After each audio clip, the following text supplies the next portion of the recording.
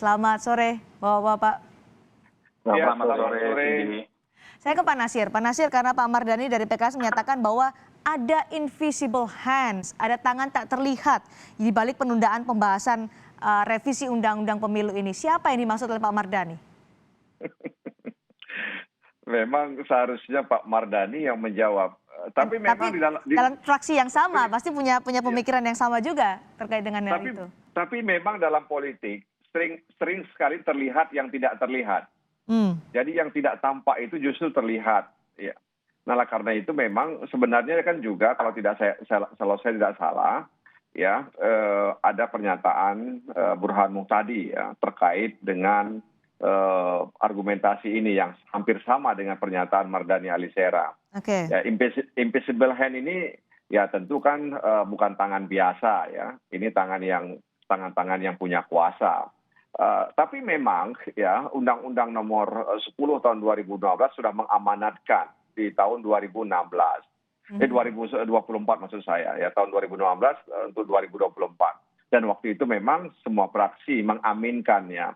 Tapi kan politik ini penuh dengan dinamika ya sehingga kemudian perubahan-perubahan itu selalu dicermati bersama. Nah, karena itu ketika kemudian ada keinginan ya untuk mengubah undang-undang pemilu, salah satunya adalah merevisi terkait dengan pelaksanaan pilkada 2022, 2023. Artinya ada upaya untuk menormalisasi. Bukan berarti Undang-Undang Nomor 10 tahun 2016 terkait pelaksanaan pilkada serentak 2024 itu tidak normal, bukan. Tapi melihat beberapa keuntungan terkait kalau kita melaksanakan pilkada 2022, 2023 ya, terkait dengan kualitas penyelenggaraan ya, dan itu akan berdampak terhadap kualitas demokrasi kita. Ya, kualitas penyelenggara dari atas sampai ke bawah. Sehingga menghindari hal-hal yang tidak kita inginkan, salah satunya misalnya peristiwa yang terjadi di mana ada ratusan bahkan 800 lebih penyelenggara yang meninggal di tahun 2019 yang lalu. Jadi ini kan harus dicermati bersama. Jadi kalau dikatakan siapa yang untung, siapa yang rugi, dalam pandangan kami yang rugi itu rakyat karena mereka harus menanti lebih lama lagi perubahan di daerahnya. Yang diuntungkan siapa kalau demikian? Ya, saya nggak bicara siapa yang diuntungkan, tapi yang dirugikan itu adalah rakyat karena dia harus menunggu lebih lama.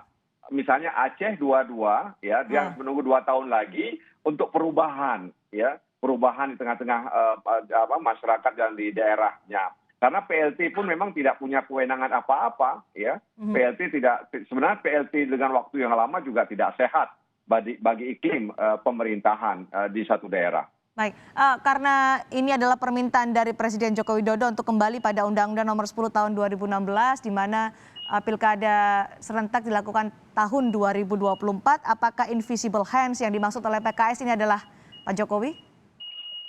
Sebenarnya Pak Jokowi juga merujuk kepada Undang-Undang Nomor 10 tahun 2016 itu, ya. Tapi kan ketika ada keinginan merevisi Undang-Undang Pemilu dan di Komisi 2 semua fraksi sudah sepakat dan menyerahkan kepada Badan Legislasi, lalu ada pembahasan, pembicaraan dan lain sebagainya. Nah, tiba-tiba ya fraksi-fraksi mengatakan tidak melanjutkan, meskipun belum tentu berhenti. Ya, tidak melanjutkan, belum tentu berhenti. Kalau berhenti itu harus dibuktikan dengan dikeluarkannya dia dari program legislasi nasional. Tapi kan sudah masuk balik ini Pak Nasir. Iya, sudah masuk balik, ya. Karena ini ya, oleh karena itu kita lihat nanti apakah pemerintah mengirim surat kepada DPR untuk mengeluarkan misalnya dalam daftar program legislasi nasional prioritas 2021. Sebelum kita ke narasumber yang lain. Makanya saya katakan tidak dilanjutkan bukan berarti diberhentikan gitu. Oke, sebelum ke narasumber lain ke Pak Nasir lagi, menurut Anda apa ada agenda politik di balik penundaan pembahasan revisi Undang-Undang Pemilu ini? Ya, itu kan sebenarnya agenda politik di luar untuk menghadirkan iklim demokrasi yang sehat, ya, yang baik di tengah masyarakat, ya tentu itu sangat kita sayangkan. Tapi kalau semangatnya ya ingin menjaga kontinuitas kepemimpinan di daerah, sirkulasi elit di daerah, kemudian ada regenerasi kepemimpinan di daerah dan di nasional, itu barangkali yang lebih tepat sebenarnya. Nah, karena itu memang Presiden harus mempertimbangkan kembali ya terkait dengan pernyataan beliau bahwa pilkada serentak akan Oke. berlangsung di tahun 2024. Baik, Pak Jarod. Jadi disebutkan ada inkonsistensi dari Presiden Joko Widodo soal Pilkada serentak 2024 ini. Tanggapan Anda? Ini konsistensi ya nggak benar dong, ya konsisten dong. Konsisten sesuai dengan Undang-Undang Nomor 10 tahun 2016. Jadi Cindy, saya di sini bukan hanya sebagai Ketua DPP PD Perjuangan, saya Ya. juga sohibnya Bang Nasir Jamil. Siap, Pak Jarod. Ya begitu. Jadi begini lah, sikap dari Poksi kita, fraksi PD Perjuangan di Komisi 2 itu sudah jelas ya, bahwa ini Undang-Undang Pemilu kan ada dua ini. Ya, satu Undang-Undang Pilkada nomor 10 2016 dan satu lagi Undang-Undang Pemilu nomor 7 tahun 2017. Sikap fraksi kita adalah untuk Undang-Undang Pilkada itu tetap, jangan dirubah. Sedangkan untuk Undang-Undang Pemilu silakan disempurnakan. Sesuai dengan tadi disampaikan oleh Bang Nasir Jamil ya, berbagai macam ya komplikasi ya yang meninggal, kelelahan dan sebagainya pada saat pemilu 2019. Ini jelas dulu ini ya. Nah, kenapa kita kok tetap menyelenggarakan Pilkada serentak 2024 sesuai dengan amanat undang-undang ini yang dulu juga disepakati oleh seluruh fraksi bahwa supaya ada keserentakan ya. Jadi yang 2024 itu adalah gelombang yang kelima. Sehingga satu ketika nanti pilkada itu serentak dilakukan pada tahun 2024. Dengan cara seperti itu maka agenda pemilu secara konstitusional itu akan bisa berjalan lebih teratur. Tahun politik cuma tahun 2024. Oke. Kemudian 5 tahun berikutnya tahun politik adalah 2029. Satu. Yang kedua, ini bertepatan juga kita lagi menghadapi pandemi dan pemulihan ekonomi rakyat. Maka energi kita, marilah kita ya salurkan, maka kita arahkan, curahkan untuk mengatasi pandemi dan pemulihan ekonomi rakyat. Tahun 2022 nggak ada pilkada, 2023 juga nggak ada pilkada, sehingga anggaran pilkada yang jumlahnya juga puluhan triliun ini bisa digunakan untuk mengatasi Pak Jarod, pandemi. kalau alasannya pandemi COVID-19, toh tahun 2020 di tengah pandemi juga dilaksanakan pilkada. Oh ya, betul. Karena itu adalah menjaga amanat Undang-Undang Nomor 10 2016. Karena di sana mengatakan bahwa yang gelombang keempat itu 2020, kan begitu. Ini harus kita laksanakan konsisten. Maka ini sebelum pemerintah mengeluarkan statementnya waktu itu Dirjen Politik dan Pemerintahan Umum ya. Jadi PDI Perjuangan sudah ngomong seperti ini ya.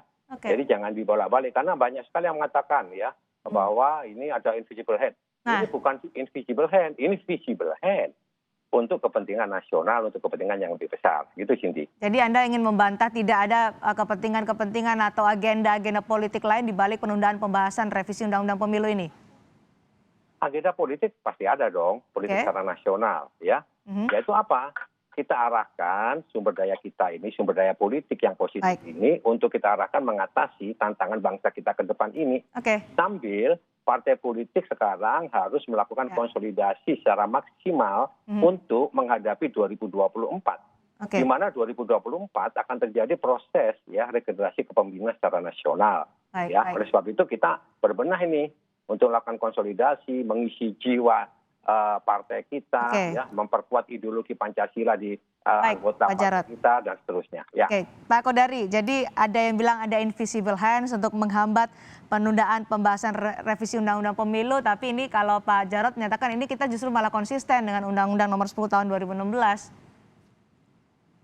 Ya, saya kira perubahan itu selalu punya dua dasar ya. Pertama itu adalah desain kelembagaan, bagaimana membuat sebuah tatanan kelembagaan yang berfungsi secara katakanlah optimal. Saya nggak berani bilang maksimal, ya optimal lah kira-kira begitu. Optimal itu artinya sudah mencapai tujuan-tujuan pokoknya. Yang kedua memang pasti ada kepentingan-kepentingan politik. Nah sebetulnya saya mau mendudukkan perkara dengan dengan jelas dulu. Ini kan antara undang-undang pemilu, revisi undang-undang pemilu dengan rencana undang-undang pilkada ini kan dicampur adukan ini kan. sebetulnya ini dua hal yang terpisah kalau menurut saya. Pangkal masalahnya adalah karena ada rencana kodifikasi atau penggabungan RUU Pemilu dengan RUU Pilkada. Sebetulnya sih sampai hari ini kalau cuman urusan gabung-menggabung itu menurut saya sih fine-fine aja. Kitab Undang-Undang Pemilu satu, Kitab Undang-Undang Pilkada hal yang lain kan begitu. Nah, jadi sebetulnya tidak perlu dikaitkan gitu loh. Nah, karena nggak perlu dikaitkan, sebetulnya saya mau tanya, ini pilkada ini masalahnya apa begitu? Balik kepada cerita Pak Jarod, setahu saya ya ada dua alasan besar kenapa pilkada serentak 2024 itu dilakukan atau diputuskan. Pertama, ingin menghemat konsentrasi dan energi menjadi satu waktu. Yang kedua, mensinkronkan pembangunan pada tingkat pusat, provinsi, dan kabupaten kota. Karena sekarang pemilihan langsung, maka presiden terpilih itu punya visi dan misi begitu. Jadi visi dan misi presiden itu disusun menjadi RPJM ya, pembangunan jangka menengah. Nah, sebisa mungkin itu sinkron dengan masa bakti dari gubernur dan bupati wali kota. Jadi seharusnya begitu. menurut Anda? Ya, undang-undang pilkadanya nggak perlu diubah, begitu ya. Bahkan undang-undang pemilunya juga menurut saya sih nggak perlu diubah lagi, karena undang-undang yang paling sering diubah di Republik ini namanya undang-undang pemilu. Cek aja itu, tiap kali mau pemilu diubah begitu. Balik kalau kita bicara undang-undang pemilu, sebetulnya kita harus membedakan antara hal yang prinsip ya, yang mendasar dengan yang istilahnya lebih periferi begitu. Hemat saya, undang-undang pemilu kita ini hal-hal pokoknya sudah terakomodasi. Itu yang saya sebut sebagai azas manfaat optimal tadi. Jadi, misalnya ya, undang-undang kita ini memang pemilu kita itu nggak bisa undang-undang pemilu sistem distrik. Karena the winner take all. Akan tidak bisa mengakomodasi keragaman. Jadi kita udah punya proporsional.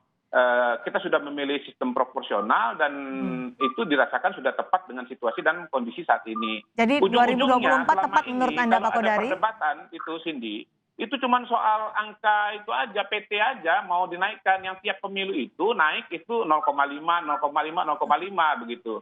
Dan hemat saya dengan situasi dan kondisi seperti ini sebetulnya kita tidak punya satu isu yang besar lagi gitu, kecuali mungkin soal kelelahan ya. Soal kelelahan akibat pemilu 2019 begitu. Baik, Pak Kodari. Jadi menurut Anda 2024 tidak masalah, tapi ada juga pihak yang menyatakan atau menduga bahwa dengan penundaan pembahasan revisi Undang-Undang Pemilu ini juga untuk menghambat Anies Baswedan maju ke pemilu yang lebih tinggi, misalnya adalah Pilpres. Kami akan bahas lepas jeda. Tetap bersama kami di Kompas Petang.